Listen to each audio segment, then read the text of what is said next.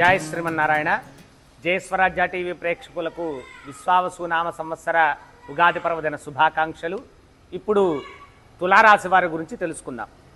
తులారాశి అనగా చిత్తా నక్షత్రంలోని 3-4 పాదాలు, స్వాతి నక్షత్రంలోని 4 పాదాలు, విశాఖ నక్షత్రంలోని 3 పాదాల వరకు మనం తులారాశి కింద పరిగణింపబడుతుంది.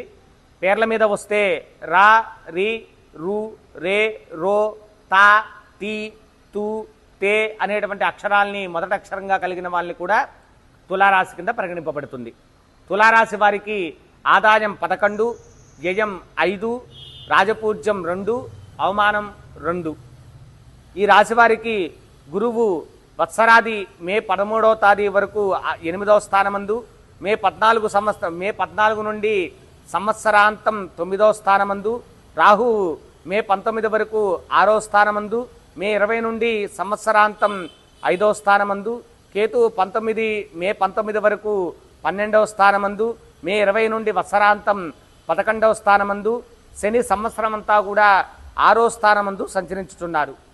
ఈ రాశి వారికి శని మే 14 నుండి సంవత్సరాంతం చివరి వరకు, గురువు మే 19 వరకు, రాహువు మే 20 వరకు, సంవత్సరం చివరి వరకు కేతువు శుభస్థానాలందు సంచరించడం ద్వారా ఎక్కువ భాగం శుభ ఫలితాలను పొందేటువంటి అవకాశం ఉంది.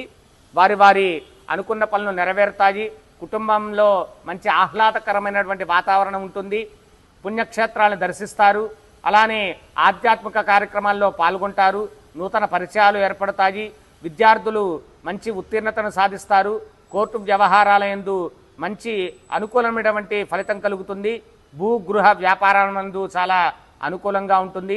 వ్యవసాయదారులకి అధికమైనటువంటి పంటల్ని పండించి సుఖ సంతోషాల్ని పొందుతారు.